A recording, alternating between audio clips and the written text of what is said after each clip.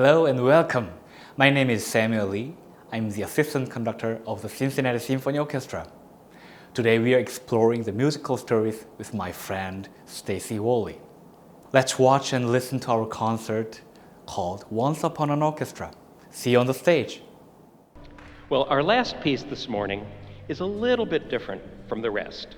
The music and the story happen at the same time. It's kind of like an opera, except without singing. Well, I might sing just a little bit. But in the story, our main character is named Farkle McBride. He's about your age, and he's trying to find out what musical instrument he should play. He tries out all kinds of different instruments at home and at school, and even with an orchestra at a concert hall. He really struggles to find just the perfect instrument for him. So what instrument do you think he picks? Well, you'll have to listen and find out the resolution to this story. Mr. Lee, take it away.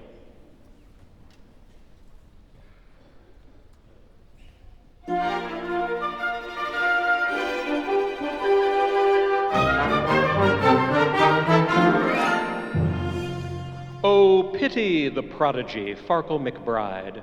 No matter what instrument poor Farkle tried, whether strumming or blowing or drumming or bowing, his musical passions were unsatisfied. When Farkle McBride was a 3-year-old tyke, all freckly, bony, and thin, he astonished his friends and his family alike by playing superb violin. He went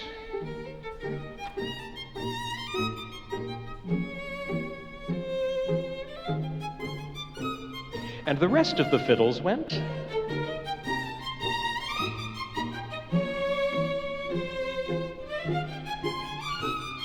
The violas went.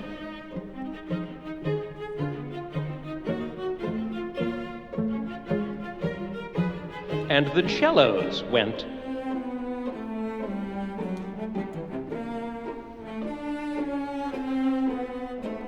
The bass viols went.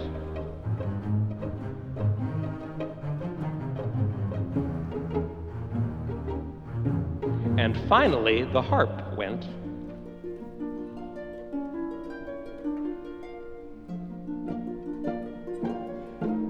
At last, all the strings went.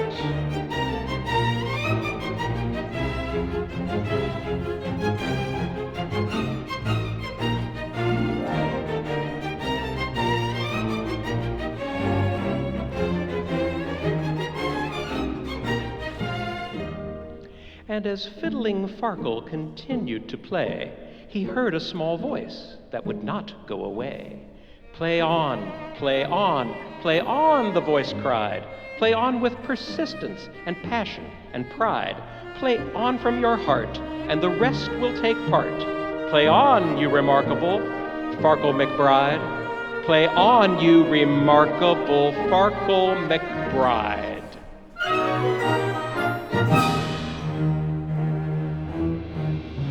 But when he was four, Farkle played it no more, in spite of his parents' beseeching. He shattered the records he used to adore. He smashed all his rosin, ripped up every score, and threw fiddle and bow to the living room floor as he shouted, "Enough of your screeching!"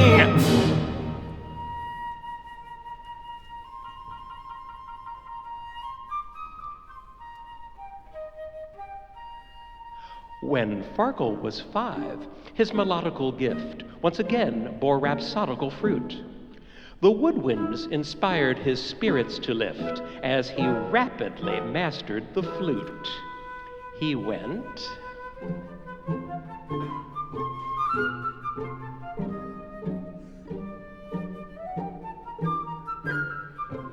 and the other flutes went.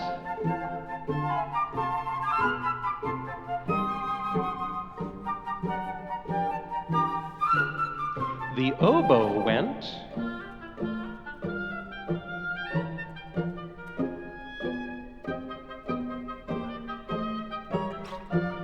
And the clarinet went.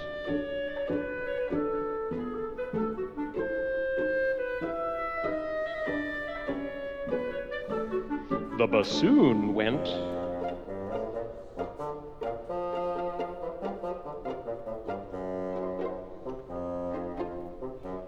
and finally the piccolo went.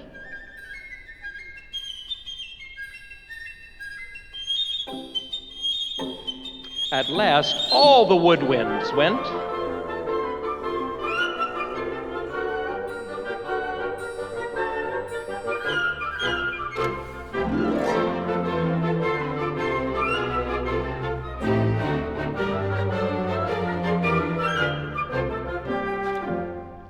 His father was thrilled, his mother elated, and inside his head the voice sang unabated.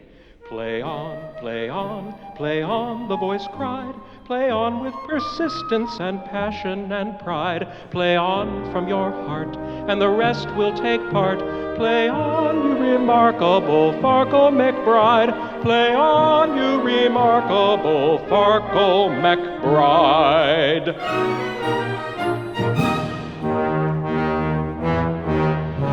But at 6, Farkle flung his flute into the lake, notwithstanding its lyrical trill. He stamped on the dock till you'd think it would break. That's it, he exclaimed, I've had all I can take. That tootling gives me a brutal headache. It's so wimpy and whiny and shrill.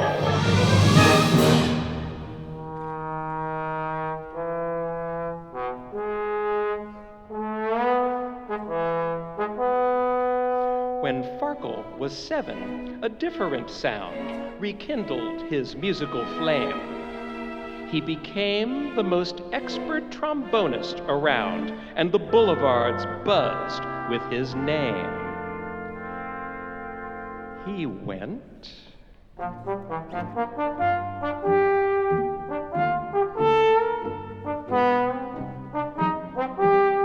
And the other trombones went.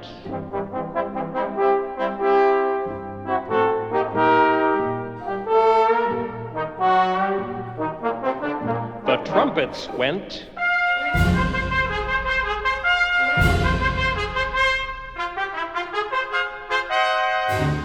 The French horns went.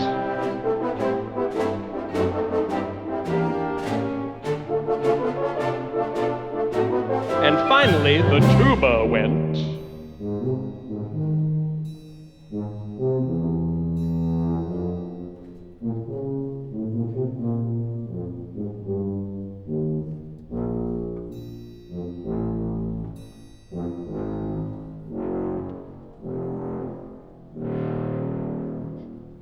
At last, all the brass went.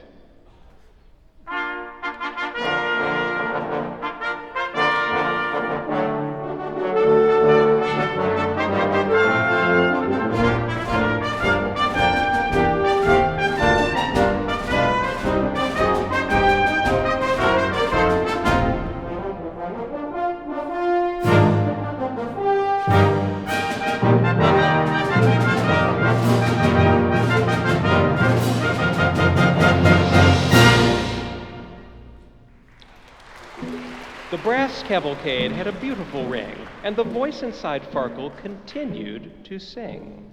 Play on, play on, play on, the voice cried. Play on with persistence and passion and pride. Play on from your heart, and the rest will take part. Play on, you remarkable Farkle McBride. Play on, you remarkable Farkle McBride.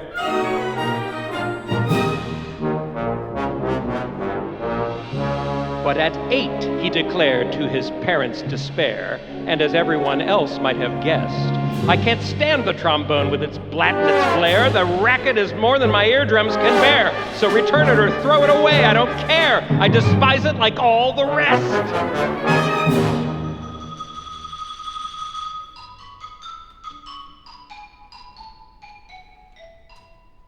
When Farkle was 9, both his father and mom were bursting with pride and affection. For Farkle learned xylophone, cymbals, and drum, the entire percussionist section. The xylophone went.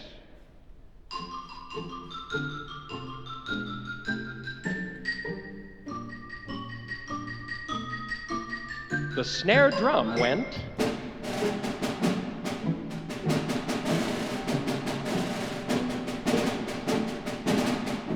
The bass drum went.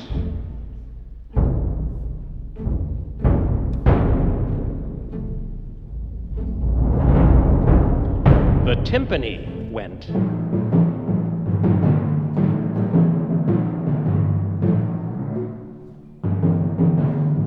The cymbals went.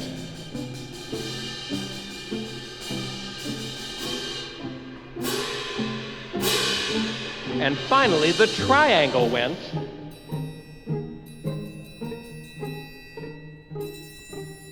At last, all the percussions went.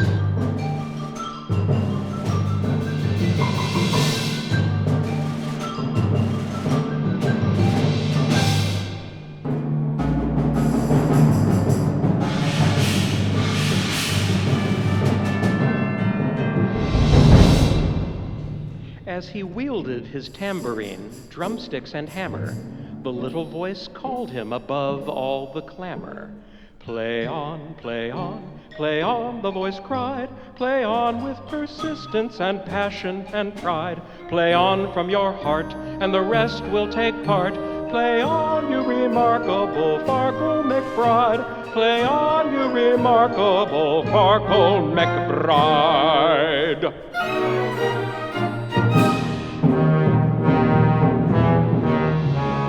But soon Farkle fell prey to his usual gloom. Despite all the praise and the flattery, first a sigh, then a sulk, then a frown, then a fume, then an ear-splitting tantrum that emptied the room. I can't stand it, he bellowed, the crash and the boom and the clang and the bang of the battery. Poor Farkle, at 10, howsoever renowned, reached the end of his musical tether. But then he discovered his favorite sound, musicians all playing together. It happened like this. The conductor caught cold on the day of a major recital. "You've got to replace him," young Farkle was told. "Your cooperation is vital." So he took the baton and he gave the downbeat. And kaboom! The foundations were shaken by glorious music, bombastic and sweet, that filled up the hall and spilled into the street. Music that brought the whole crowd to its feet from the instruments he had forsaken. They went.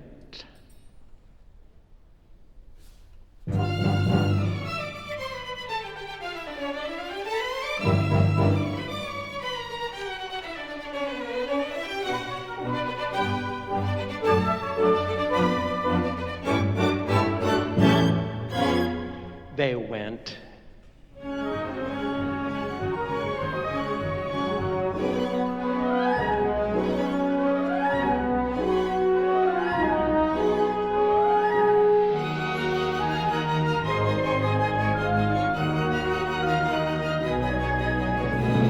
They went.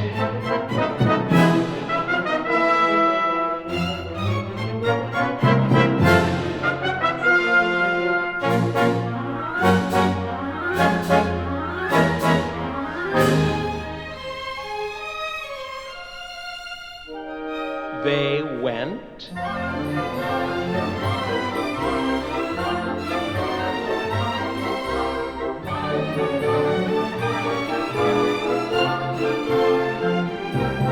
They went.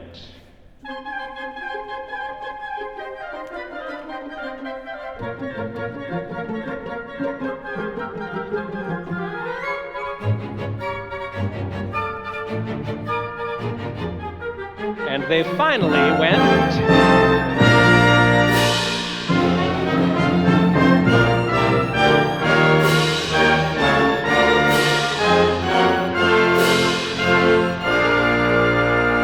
At last, they all went.